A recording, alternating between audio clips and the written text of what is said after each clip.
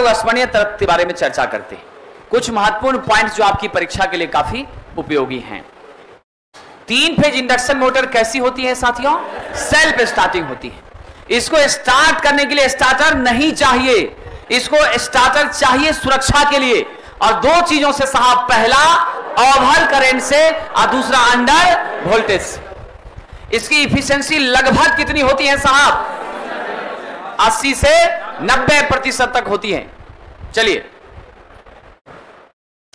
3 phase प्रेरण motor अपने अनुमानित वोल्टेज से 25% की कम आपूर्ति पर चल सकता है।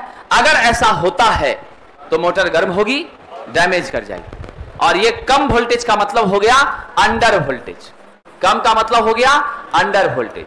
और इन्हीं तरह के कष्टों से बचने के लिए किसकी जरूरत है साहब? स्टार्टर की जरूरत। किसकी जरूरत है? स्टार्टर की जरूरत है। स्क्वायरल केज इंडक्शन मोटर की गति रोटर की ओर से नियंत्रित नहीं की जा सकती। आप जो सोचिएगा रोटर तरफ से हम चेंज कर दें, कुछ कर दें जिससे घट जाएगा, ऐसा नहीं होगा, क्योंकि रोटर में आप कुछ जोड़ जाड़ नहीं सकते। इसका रोटर शॉर्टेड होता है। सिंगल केज रोटर प्रायः लो एचपी का होता है। डबल केज, डीप बार की बात नहीं हो रही। सिंगल केज कितने रेंज का होता है? 50 एचपी से कम का होता है। डबल केज 50 एचपी से ऊपर का होता है। आपके स्क्वायरल केज मोटर में टॉर्क आपकी शुरुआती टॉर्क कम होती है, लेकिन रनिंग टॉर्क आपकी क्या होती है? अच्छी रहती है। साथियों, लगाते हैं थर्मल ओवरलोड रिले लगाते हैं। और ये थर्मल ओवरलोड रिले स्वाभाविक है, ओवरलोड दैट मींस करंट का बढ़ना। तो ये आपके ओवर करंट से क्या करता है? हमें सुरक्षा देने का काम साथियों करता है। क्या करता है? ओवर करंट से सुरक्षा देने का काम करता है। स्टार्टर में हम लगाते हैं एनवीसी, नो वोल्ट कॉइल। क्या लगाते हैं? नो वोल्ट कॉइल लगाते हैं। और ये no volt coil low voltage की परेशानी से मोटर को बचाने का काम करता है, लो वोल्टेज मशीन को होने नहीं देता है।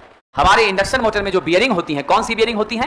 बॉल बियरिंग, छल्ला वाला बियरिंग होता है। ऐसा वाला आप लोगों ने देखा होगा, है ना? छर्रा वाला साइकिल सब में भी रहता है ना? तो ये आपकी कैसी बियरिंग रहती है? बॉल बियरिंग रहती है।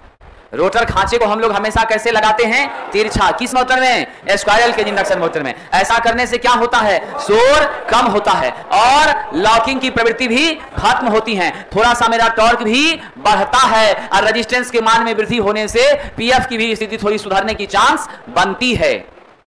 शॉर्ट मोटर में ओवर हीटिंग के कारण क्या क्या होगा? किस वजह से ओवर हीटिंग होगी? कैसे मोटर बहुत गर्म हो जाएगा? ओवरलोड दीजिएगा तब गर्म हो जाएगा, लो फ्रीक्वेंसी दीजिएगा तब गर्म हो जाएगा, बियरिंग कहीं कहीं शॉर्ट कर रहा है तब गर्म हो जाएगा, एयर गैप कहीं कम कहीं ज्यादा है तब भी मोटर गर्म होगा। ऑब्जेक्टिव में क्वेश्चन पूछा गया था, निम्न कारणों से हमारी मोटर गर्म होती है, तो उसका जवाब होगा हीट होने लगती है, ओवरलोड से होती है, लो फ्रीक्वेंसी से होती है, शॉर्ट बियरिंग से होती है, एयर गैप और समान होने से होती है। इंडक्शन मोटर का पावर फैक्टर समान रूप से 0.8 के बराबर। ध्यान रखिएगा बीएसपीएससीएल वालों, सर्किल डायग्राम होता है साहब। सर्किल डायग्राम जैसे फेजर डायग्राम हम लोग बनाते हैं, वोल्टेज करंट का क्या पोजीशन है, उसी तरह से रोटेटिंग मशीन का सर्किल डायग्राम बनाते हैं। समझ गए? गोल आकृति में बनता है। ये आप लोगों को पढ़ना नहीं है, वो सब बनाने लगेंगे तो हो सकता है कि समझ रहे हैं कि नहीं? हाँ हाँ बिल्कुल।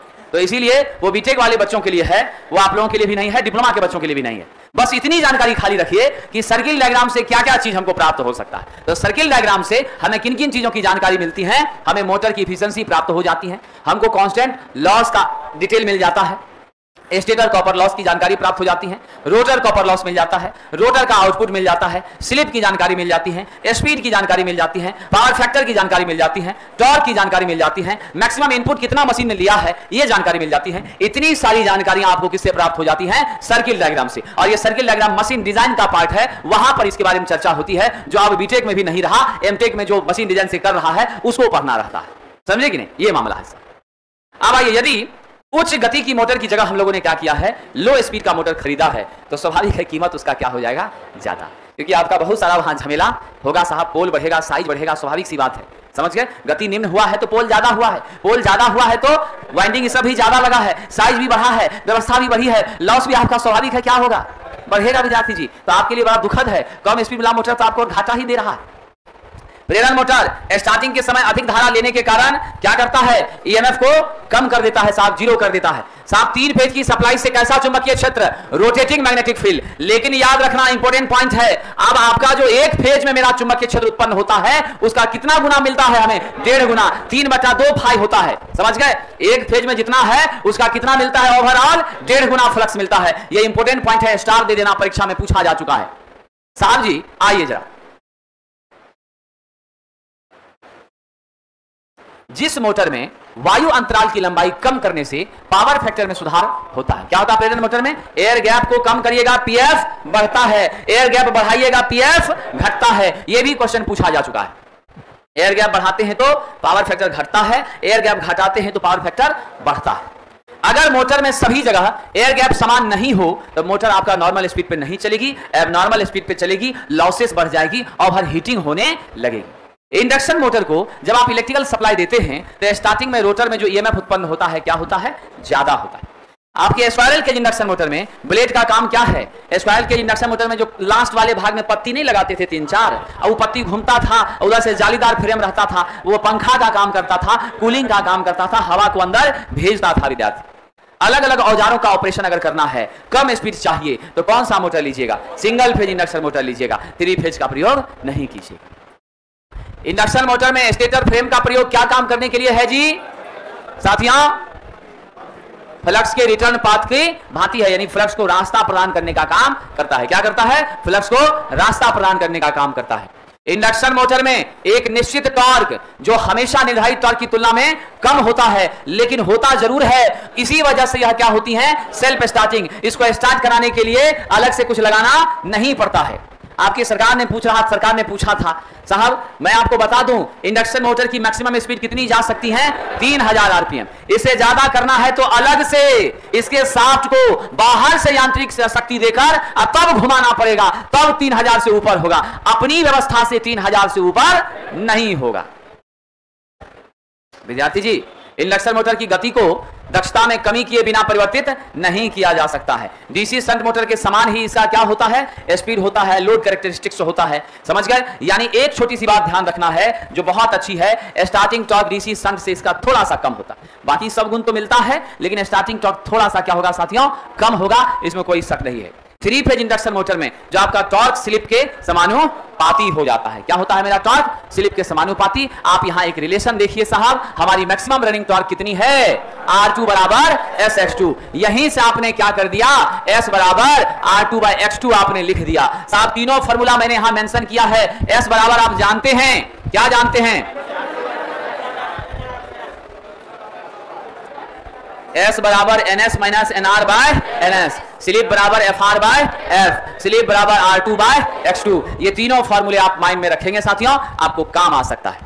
3 फेज इंडक्शन मोटर में मेरी टॉर्क क्या होती हैं, सप्लाई वोल्टेज के वर्ग के समानुपाती होती हैं। और सभी विद्वानों को ये मालूम है साहब जी, क्या मालूम है आपको, किसी भी मोटर में न्यूनतम कितना पोल रख सकते हैं साहब बताइए। 2 से कम नहीं कर सकते, 0 कर देंगे तो स्पीड तो अनंत हो जाएगा। 2 से कम नहीं कर सकते क्या साहब, 2 से कम करेंगे तो चुंबकीय क्षेत्र का विकास ही नहीं होगा, और जब चुंबकीय क्षेत्र का विकास नहीं होगा तो हमारा सारा सपना ही रह जाएगा। इसीलिए हम किसी भी हाल में 2 से कम पोल कहीं भी रख नहीं सकते। रोटर फ्रीक्वेंसी का मान FR बराबर SF होता है, जहां F आपकी सप्लाई फ्रीक्वेंसी है और FR आपकी रोटर की फ्रीक्वेंसी है। जब मोटर स्थिर रहे, बिल्कुल रन ना करे साहब, तो मेरी रोटर फ्रीक्वेंसी का मान किसके बराबर हो जाएगा, किसके बराबर हो जाएगा, सप्लाई फ्रीक्वेंसी F के बराबर, क्योंकि स्लिप का मान 1 हो जाएगा, है ना। चलिए साहब, 3 फेज इंडक्शन मोटर के रोटर द्वारा जो MMF हमारा उत्पन्न हो रहा है, स्टेटर MMF के सापेक्ष क्या होता है, अस्थिर रहता है। प्रेरण मोटर में अधिकतम टॉर्क की क्या कंडीशन है, V²/X2। क्या है साहब, V²/X2, यानी वोल्टेज के वर्ग का समानुपाती और रिएक्टेंस का विद कर्मानुपाती। इंडक्शन मोटर में नो लोड करंट ट्रांसफार्मर की अपेक्षा क्या होती हैं, ज्यादा, इसीलिए इसके नो लोड को नेग्लेक्ट नहीं करते हैं। 4 पोल के एसी मशीन में इलेक्ट्रिकल डिग्री कितना होता है, 720 होता है। थीटा इलेक्ट्रिकल बराबर क्या होता है, 2 थीटा मैकेनिकल ये होता है P/2, क्या होता है, P/2 इंटू थीटा मैकेनिकल साथियों होता है। अब जरा ध्यान रखिएगा, यही थीटा मैकेनिकल निकालिएगा तो क्या होगा, 2 थीटा इलेक्ट्रिकल बटा P हो जाएगा। साथियों, इंडक्शन मोटर के स्टेटर का आकार खोखले बेलन जैसा, तब ना बीच में रोटर घुसाते हैं। बेलन कई आकार का होता है, खोखला रहता है, बीच में क्या घुसाते हैं? रोटर। प्रेरण मोटर में क्रॉलिंग का क्या अर्थ है? क्रॉलिंग का अर्थ है मना करना। हो अब नहीं स्टार्ट होंगे, तो ये रहने दीजिए, आज नहीं जाएंगे क्लास। ये है यानी निर्धारित गति का मात्र 10 से 15% स्पीड होना। कहां हमको 3000 आरपीएम मिल रहा था, कहां 300-400 आरपीएम पे घूम रहा है। ऐसी परिस्थिति को क्या कहते हैं जी? क्रॉलिंग कहते हैं। क्या कहते हैं? क्रॉलिंग कहते हैं। बियरिंग यदि खराब हो गया तो क्या आपका शाफ्ट अच्छे से घूम पाएगा? क्या आपकी रोटर अच्छे से घूम पाएगी? नहीं। साइकिल में भी आपने देखा होगा, बारिश में भीग जाती है और पूरा ग्रीसिंग गड़बड़ा जाता है। अब तब साइकिल निकालते हैं, कितना जोर जोर से पैडल लगाना पड़ता है, फिर भी बड़ा स्लो चलती है। और वही ग्रीसिंग कर दी जाता है तो एकदम मोटरसाइकिल को पीछे छोड़ देती है कि नहीं? बियरिंग खराब रहेगा, स्लो हो जाएगा तो काहे नहीं? दिक्कत तो होगा ही, लॉस बढ़ेगा, हीटिंग होगी, ओवर हीटिंग होगी तो मशीन जलवे ना करेगा धीरे धीरे तब। लेकिन उसका थोड़ा टाइम लगता है, समझ गए कि नहीं? ये मामला है। चलिए, ड्यूअल स्टार्टर कितना तक बच्चों? 5 HP तक। स्टार डेल्टा कितना तक? 20 HP तक। अब 20 HP से ज्यादा ऑटो ट्रांसफॉर्मर। लेकिन ये तीनों स्टार्टर किस मशीन में? स्क्वायरल केज इंडक्शन मोटर में। किसमें साहब? स्क्वायरल केज इंडक्शन मोटर में। ये ध्यान रखिएगा। आइए साहब, चलिए विद्यार्थी जी, क्लास में तो शिक्षक के सामने बनाया हुआ है ड्यूअल स्टार्टर में स्टार्टिंग टॉर्क बटा फुल लोड टॉर्क का जो रेशियो है इसके बराबर होता है IST/IFL का स्क्वायर इंटू SFL। क्या है जी? TST/TFL बराबर IST/IFL का whole square into full load slip. SFL मतलब full load slip. Star delta starter में TST/TFL 1/3 IST/IFL का स्क्वायर इंटू SFL। ये घटा नहीं रहा है, यह घट रहा है। मैंने आपसे कहा था ड्यूअल स्टार्टर सुरक्षा देता है लेकिन करंट वगैरह के मान को कम नहीं करता है।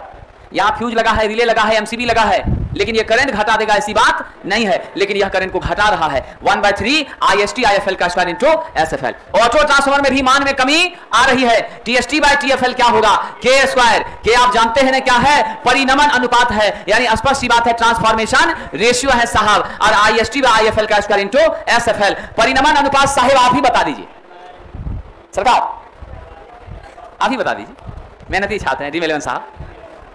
परिनमन अनुपात ट्रांसफॉर्मेशन रेशियो क्या होता है? हाँ, ऑटो ट्रांसफार्मर की चर्चा है, क्या होता है बताइए।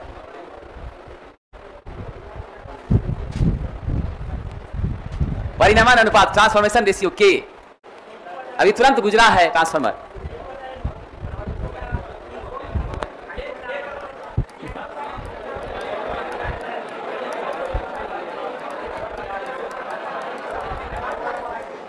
यही है परिनमन अनुपात, इसी को ट्रांसफॉर्मेशन रेशियो कहते, इसी को के से सूचित करते हैं। A बराबर 1/K होता है, ये टर्न रेशियो होता है। ऐसा पलट देते हैं, N1/N2 हो जाता, I2/, ये मामला होता है। ध्यान दीजिएगा साहब, है कि नहीं? ये क्या होता है? N2/N1, V2/V1, E2/E1, I1/I2। साथियों, स्लिप रिंग मोटर का जो स्टार्टर है उसको हम लोग क्या कहते हैं? Rotor resistance starter. क्या कहते हैं साहब? रोटर रेजिस्टेंस स्टार्टर, रोटर प्रतिरोध स्टार्टर। क्योंकि वहां पर सिर्फ उसी से काम चल जाता है। रोटर में रेजिस्टेंस जोड़िए, काम आपका हो जाता है।